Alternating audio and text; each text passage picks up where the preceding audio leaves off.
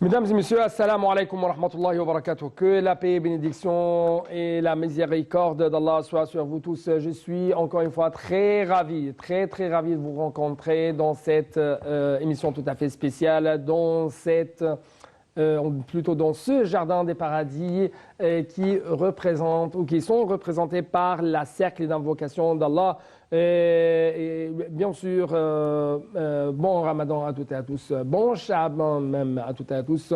Nous sommes actuellement dans un temps tout à fait sacré. Pourquoi? C'est ce qu'on va savoir pendant cette édition à travers les explications de notre invité, docteur Sami Mandour, le grand professeur à l'université de l'Azhar, qui va nous parler un peu plus de ces bénédictions accordées de la part d'Allah pendant les 2 mois. Sha'ban, Ramadan, mais justement, on va parler un peu plus. Même pourquoi Sha'ban, le mois de Sha'ban est un mois sacré, et comment nous pouvons même recevoir ou nous préparons à la réception du Ramadan. Vous êtes le bienvenu toujours. Merci. Merci à vous.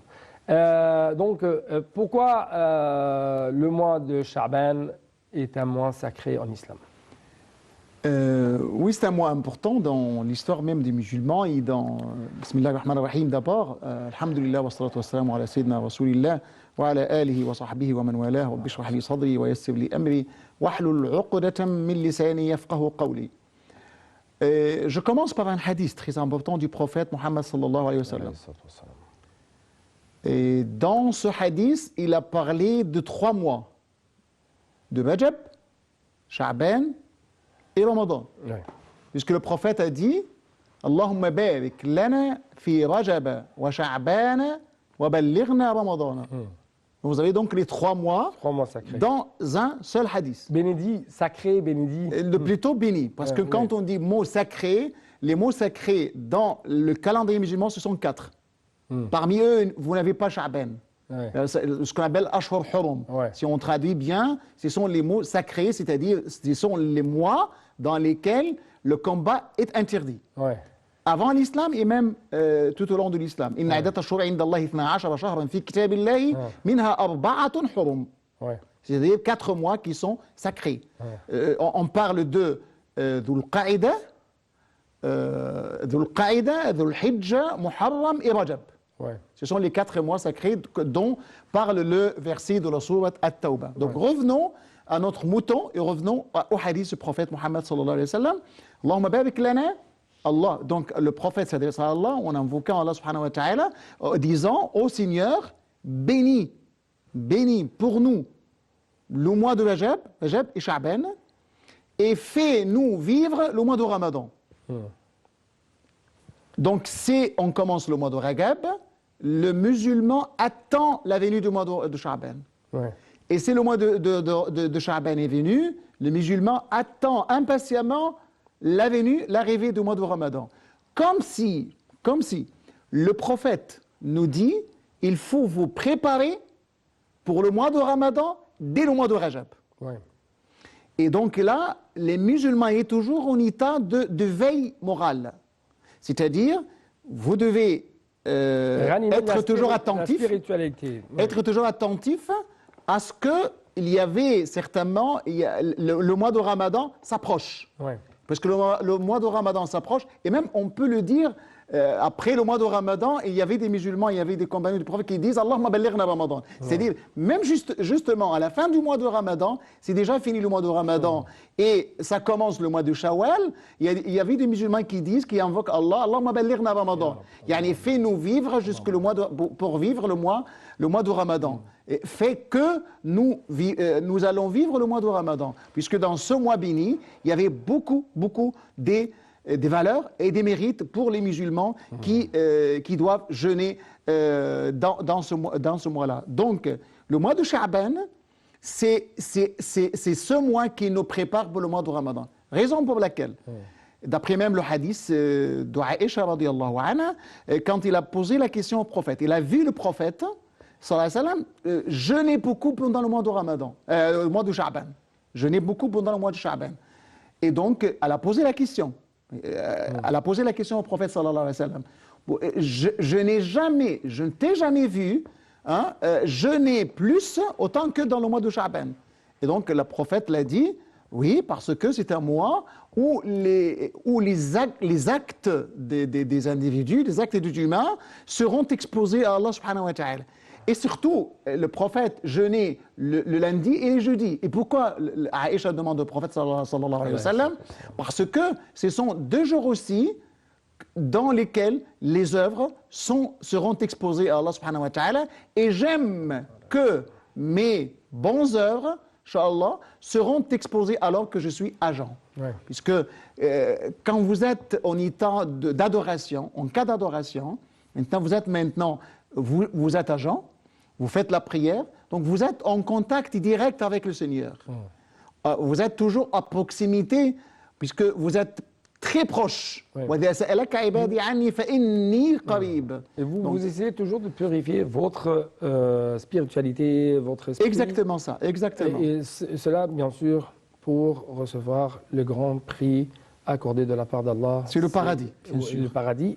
Et avant le paradis, la satisfaction d'Allah. Arriver au paradis, bien sûr, le mois du Ramadan, où se trouvent beaucoup des bénédictions, beaucoup de valeurs, beaucoup de mérites, beaucoup de choses. Donc, j'aimerais bien vous inviter à un reportage. Après ça, on va continuer de parler un peu plus du mois de Sha'ban, notamment cette nuit importante au sein de ce mois béni.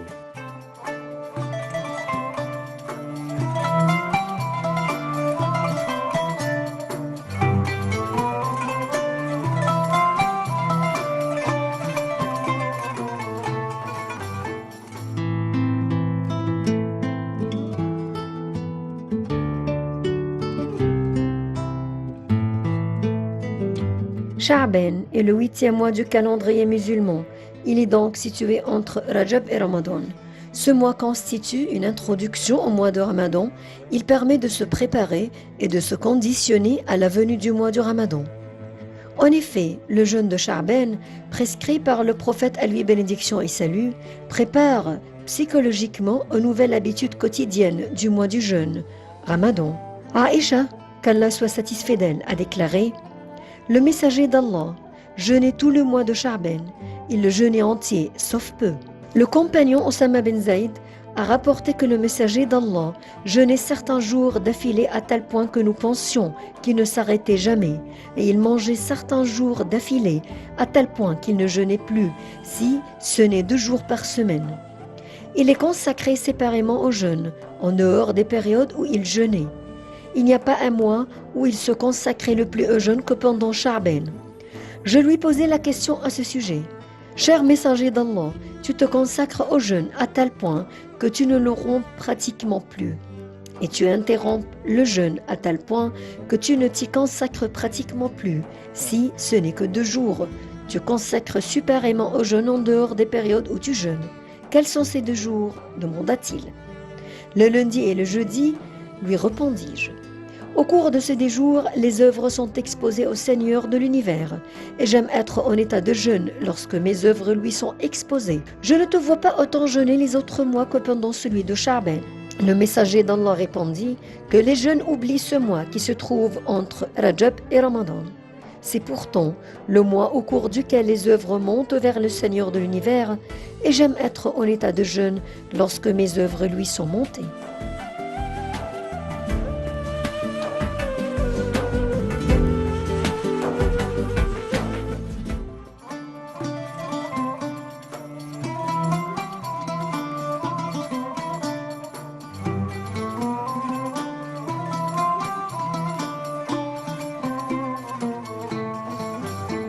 En fait, chers téléspectateurs, pendant le mois béni de Sha'ban, il y a même une nuit sacrée. C'est Tahwil al-Qibla.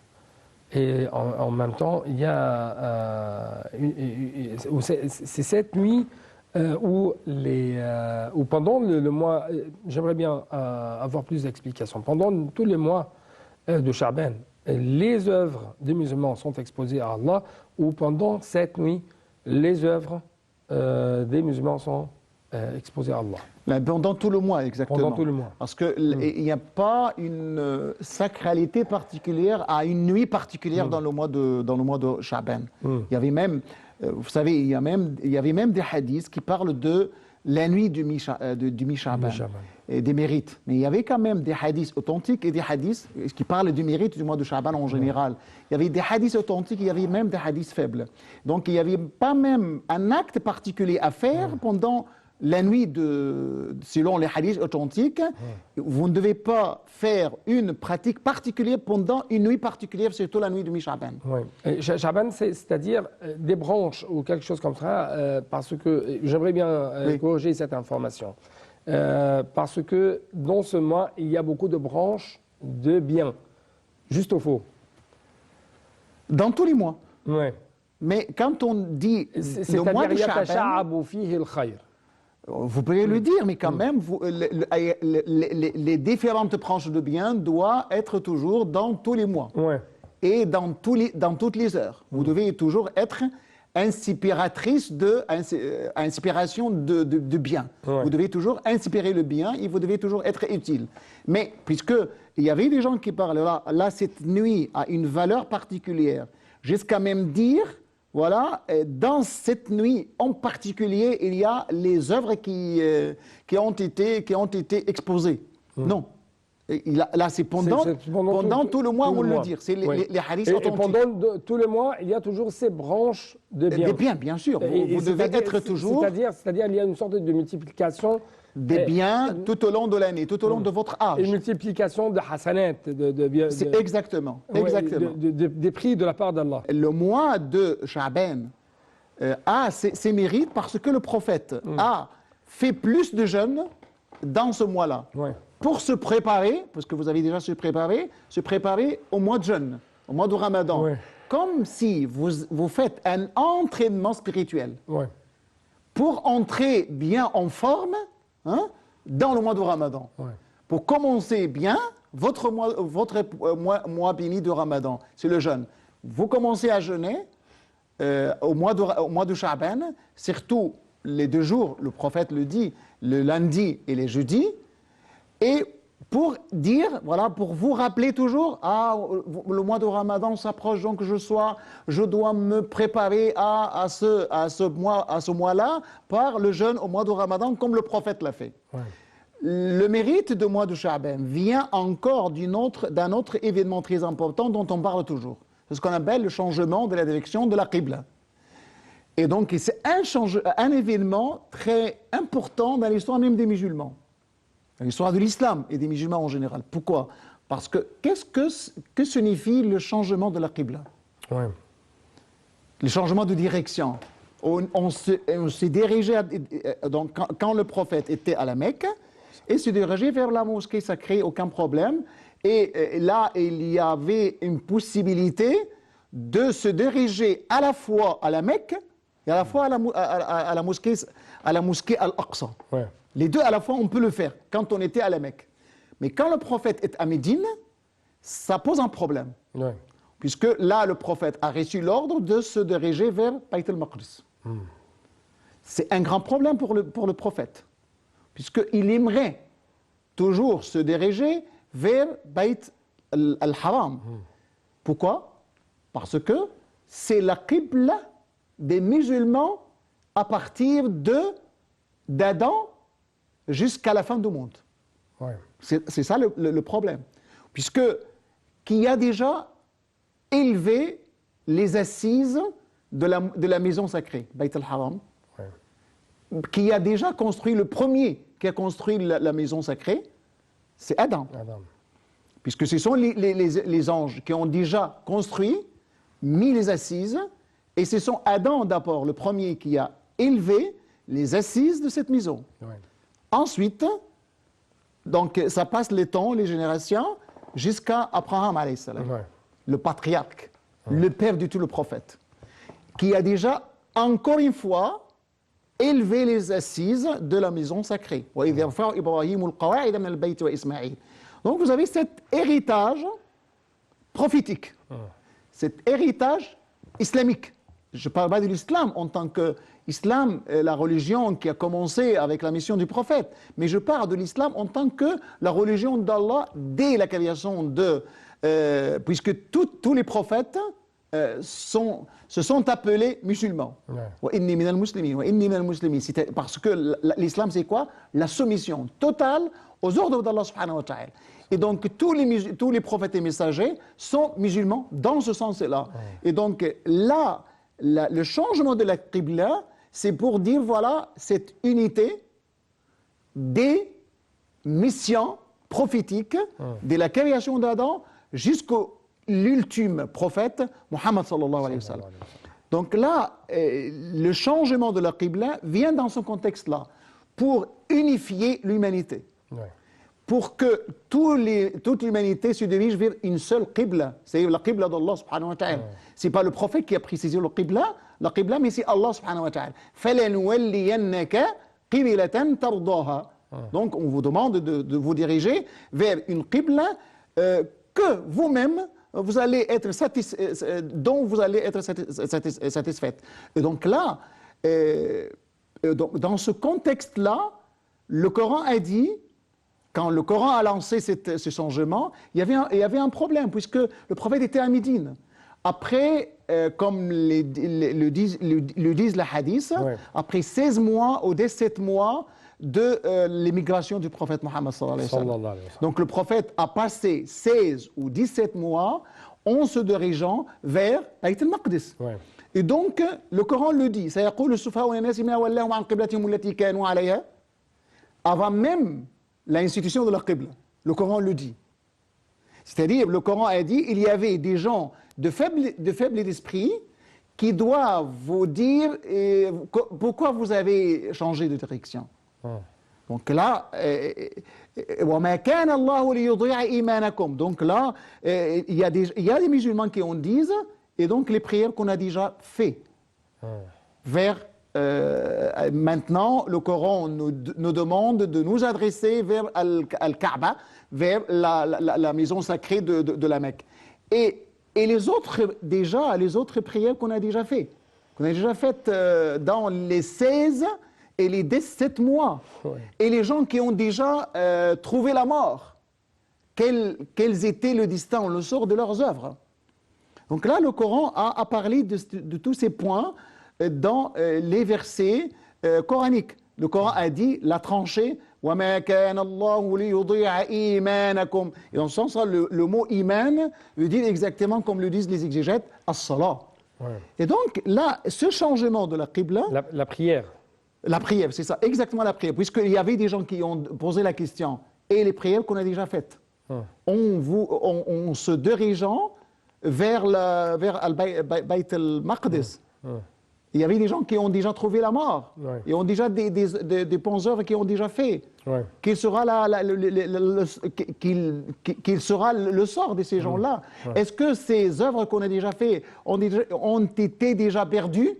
Le Coran dit non. وما كان الله ليضيع إيمانكم car إن الله بالناس لرؤوف رحيم car Allah est clément et miséricordieux envers les gens.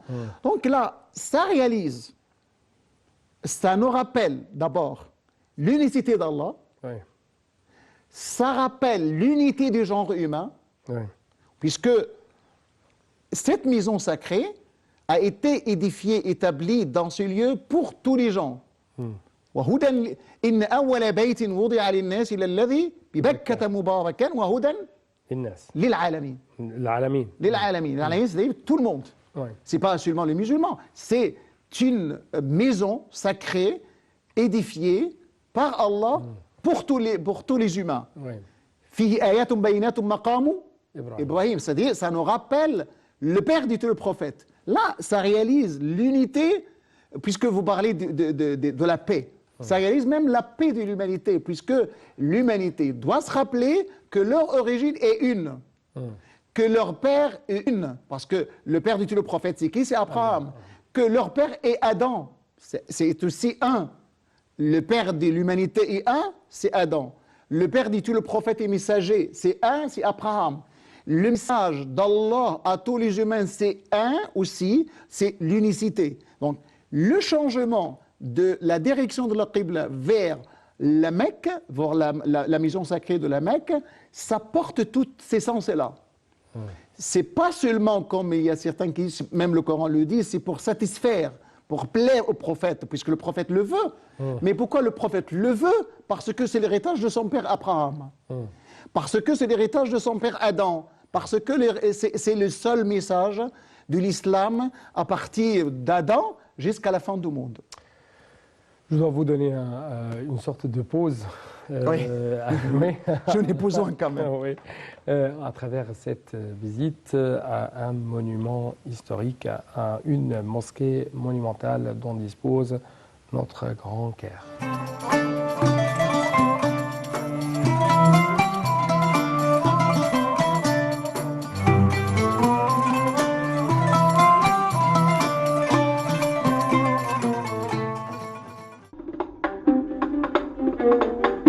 Lorsque le commandant des troupes fatimides, Jawhar al-Saqili, fut envoyé par le calife Al-Mu'izz al-Din pour conquérir l'Égypte, il entreprit la construction du Caire et y fonda la mosquée d'Al-Azhar en 969. La construction de la mosquée s'étendit sur 2 ans. La mosquée d'Al-Azhar ouvrit ses portes pour la première fois en 972. Depuis cette date, la mosquée d'Al-Azhar et son université deviennent parmi les plus célèbres dans le monde musulman.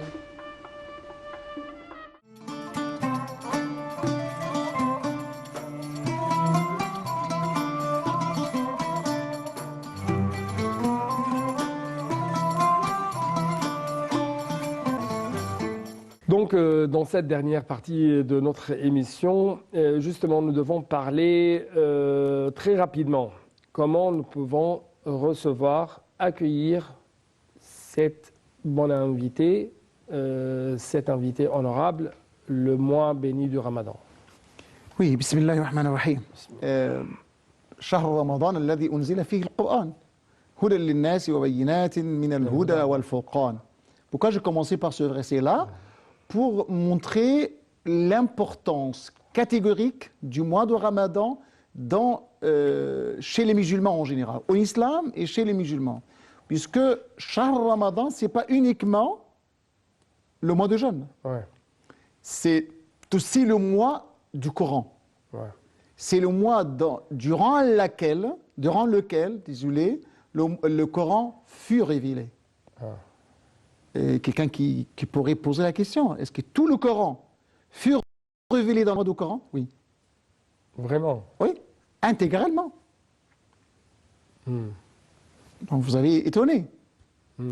Et donc là, j'essaye de vous donner certaines explications. Ouais. Parce qu'il y avait 2 descentes de Coran. Ouais. Une descente primaire, 2 révélations. Et une révision. Oui, c'est ça, exactement. Il y avait une révélation en tout. Le Coran fut révélé en tout, c'est-à-dire fut descendu en tout du ciel vers de haut, de la tablette gardée, Al-Lawh al-Mahfouz, conservé, jusqu'au dernier ciel, le premier ciel, c'est-à-dire le ciel qui est proche de la terre. Ouais. Et donc là, c'est la première descente du Coran. Cette première descente du Coran a eu lieu dans le mois de Ramadan. Et surtout dans la nuit de l'Istin, la nuit d'Al-Qadr. Ouais. Le Coran le dit. Inna anzalnahu fi laylatin mubarakatin inna kunna mundhiri. Parce qu'il y avait quand même des gens qui disent cette nuit, c'est la nuit de mi de Sha'ban. Non. L'explication, la vraie explication, c'est que c'est durant cette nuit que le Coran a été fait descendre pour la première fois de la table gardée à Al-Lawh al-Mahfouz qui est aussi au 7e ciel, auprès d'Allah subhanahu wa ta'ala, au premier ciel, au ciel qui est proche de la terre. Et ensuite, tout au long de 23 ans, il y avait la révélation graduelle, progressive, fragmentaire du Coran. Donc il y a tout le Coran, et ensuite, durant les 23 années de la mission du prophète Mohammed sallallahu alayhi wa sallam, il y avait la graduation, il y avait des versets qui ont été révélés au fur et à mesure jusqu'à dernier verset d'après la plupart des exégètes. Voilà, donc c'est la fin. Donc là, c'est le Coran. Donc la valeur du mois de Ramadan vient de ce fait-là. Oui. De fait que c'est dans ce mois que le Coran a été révélé.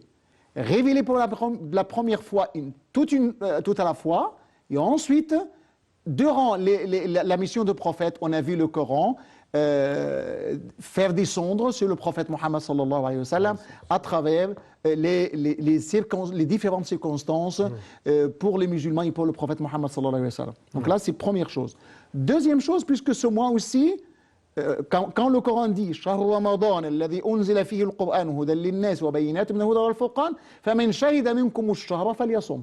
Donc c'est là qui témoigne la présence du mois, du croissant, du hilal, donc qu'il jeûne. La deuxième chose est que c'est dans ce mois qu'on observe l'un des piliers de l'islam, le jeûne, puisque l'islam, comme on le connaît tous, le hadith, l'islam est basé sur 5 piliers. Et l'un de ces 5 piliers, c'est quoi?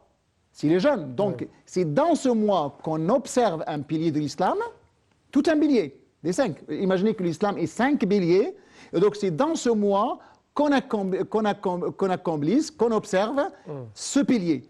Donc là, c'est la première chose. Deuxième chose, le Coran pour nous, c'est la vie, la constitution. C'est notre vie spirituelle, c'est notre vie. Donc si on commence à lire le Coran, on parle à Allah subhanahu wa ta'ala, on est toujours en contact avec Allah subhanahu wa ta'ala. Donc là, c'est le Coran. Puisque les deux choses à la fois donnent cette valeur importante au mois de Ramadan. Donc nous, en tant que musulmans, nous devons se préparer, comme nous avons déjà dit. Nous devons nous préparer à travers le mois de Sha'ban, puisque on commence à plus dans le mois de Sha'ban. Et deuxième chose, on commence première chose, à nous repentir. Donc réaliser le repentir, tauba. Pourquoi le tauba? Parce que le tauba, ça purifie, ça vous nettoie.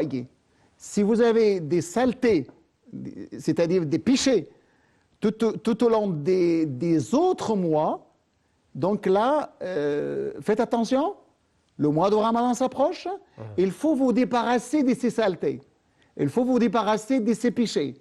Et comment se débarrasser de ces saletés-là, de ces péchés, de ces mauvaises actions? Innal hasanat yudhibna as-sayyi'at. Vous avez deux choses. Première chose, toubu ila Allah tawbatan nasuha, c'est-à-dire répentez-vous sincèrement à Allah subhanahu wa ta'ala. Qu'est-ce que le tauba? Le tauba, c'est oubli, c'est vous écarter, vous devez vous écarter de ce que vous avez déjà fait. Donc tubtu ila Allah, raja'tu ila Allah, revenir à Allah subhanahu wa ta'ala. Nadimtu ala ma fa'al, c'est-à-dire un regret total de ce que j'ai déjà fait. Wa azamtu ala adam al-aoud, c'est-à-dire j'ai une bonne intention, une volonté ferme de ne pas revenir à ces péchés et faire ces péchés. De cette manière-là, vous entrez dans le mois toute neuve, toute pure, toute purifiée, et comme ça, vous allez commencer le mois en toute tranquillité, en toute paix spirituelle, en toute purification quand même. Et donc, vous êtes purifié et le mois va vous purifier plus, puisque le saum, c'est une purification aussi, purification de tout le péché intérieur, et comme ça, vous allez entrer dans le mois, accueillir le mois, recevoir le mois alors que vous êtes en paix intérieure, et quand même, bien sûr, ça doit se refléter dans vos rapports avec les autres en paix extérieure. Je dois vous remercier infiniment. Merci. Je vous en prie. Merci beaucoup. Donc, chers téléspectateurs, nous devons bien sûr écouter attentivement à de tels conseils, recommandations. Nous devons en même temps prendre en considération qu'est-ce que ça veut dire ce mois béni de Ramadan. au niveau du Coran, au niveau des jeûnes, au niveau des bonnes actions, au niveau de traitement quotidien de chaque musulman pendant ce Ramadan, parce que c'est un stage de formation spirituelle en même temps avec une formation avec les autres. Qu'est-ce que vous devez faire avec les autres et dans la prochaine période. Merci beaucoup et bon Ramadan à tous et que la paix, bénédiction, mais aussi la miséricorde d'Allah soit sur vous tous. Au revoir.